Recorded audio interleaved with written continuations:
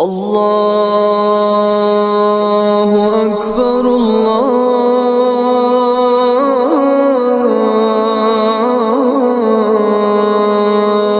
اکبر۔ کون سا جھگڑا جو ہے جس کو اللہ نے بھی پسند کیا ہے؟ جب قرآن و سنت، اللہ ذو الجلال اور اس کے پیغمبر اور قرآن اور اسلام کے لیے آپ کوئی بات کرتے ہیں، کہتے ہیں نہیں بھائی قرآن کی بات جھوٹی نہیں ہو سکتی، یہ نہیں ہو سکتا۔ اللہ کے رسول صلی اللہ علیہ وسلم کی ذات کے بارے میں انسان مضبوط ہو، نہیں، حدیث کی مخالفت نہیں ہم کر سکتے۔ دین کے بارے میں اور اللہ کے فیصلوں کے بارے میں نہیں، اللہ کا فیصلہ غلط نہیں ہو سکتا۔ میں غلط ہو سکتا ہوں، آپ غلط ہو سکتے ہیں، لیکن اللہ ذو الجلال نے جو فرما دیا ہے اس میں کوئی نقص نہیں ہو سکتا۔ میری فہم میں نقص ہو سکتا ہے کہ میں نے صحیح سمجھا نہیں ہے، لیکن یہ نہیں ہو سکتا کہ میرے مالک کی بات ہو اور اس میں کوئی خلل ہو، اس میں کوئی نقص ہو، ایسا نہیں ہو سکتا۔ اس بنیاد پہ اگر آپ دلائل پیش کرتے ہیں اسے قائل کرنے کے لیے، تو یہ جھگڑا بہت اچھا ہے، یہ نصیحت بہت اچھی ہے، یہ دلائل کا تبادلہ بہت اچھا ہے اور اس کی ضرورت ہے۔ اگر آپ ہر چیز پہ ہی خاموش رہیں گے، کوئی اللہ ذو الجلال کے خلاف بولتا رہے، جیسا کہ آج کل ملحدین کہتے ہیں کہ کہاں ہے اللہ، اور دین کے خلاف کو بولتا رہے، کوئی کہے کہ ہمیں کسی دین کی ضرورت نہیں ہے، وہاں کی خاموشی پھر آپ کے ایمان کو ضائع کرنے کے مترادف ہوگی۔ وہاں جھگڑا چھوڑنے کی بات نہیں ہے، اسلام کے اصولوں پہ کبھی سودے بازی نہیں کی جاتی۔ قرآن مجید میں اللہ ذو الجلال نے اس لیے فرمایا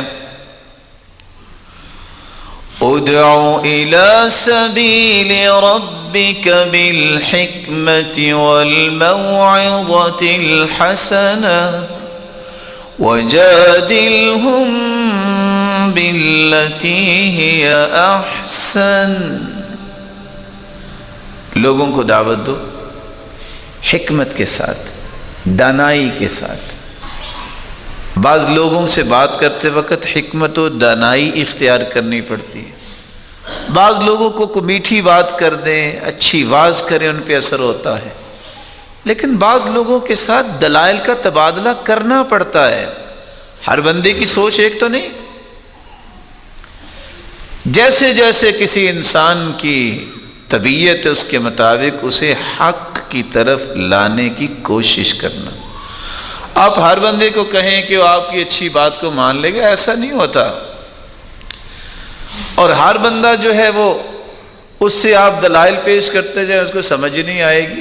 بس اوقات اسے اپنائیت دینے، محبت دینے، احترام دینے سے بھی وہ بات سمجھ جاتا ہے جو بول کے آپ سمجھا نہیں سکتے۔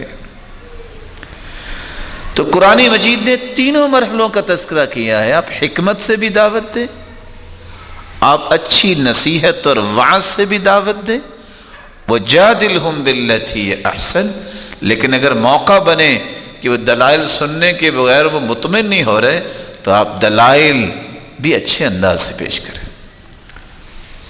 اور دوسری جگہ فرمایا وَلَا تُجَادِلُوا أَهْلَ الْكِتَابِ إِلَّا بِالَّتِي هِيَ أَحْسَنُ إِلَّا الَّذِينَ ظَلَمُوا مِنْهُمْ وَقُولُوا آمَنَّا بِالَّذِي أُنزِلَ إِلَيْنَا وَأُنزِلَ إِلَيْكُمْ وَإِلَٰهُنَا وَإِلَٰهُكُمْ وَاحِدٌ۔ اہل کتاب جو کتاب پر ایمان رکھتے ہیں، آپ صلی اللہ علیہ وآلہ وسلم کی آمد کے بعد جو قرآن پر ایمان نہیں لاتا، اللہ کے رسول پر ایمان نہیں لاتا، وہ نان بلیورز میں شامل ہے، کافر ہے۔ کافروں سے بھی اگر آپ کی بات ہوتی ہے تو آپ کو اپنے اخلاق سے گرنا نہیں چاہیے، آپ کو اپنے اس بلند مقام سے نیچے نہیں آنا چاہیے، تاکہ اس کو بھی یہ احساس ہو کہ ہاں حق یہی ہے۔ تو اللہ تعالیٰ نے اہل کتاب کے ساتھ بھی جدال کے معاملے میں فرمایا کہ تم جدال کر سکتے ہو، لیکن انداز آپ کا اچھا ہونا چاہیے۔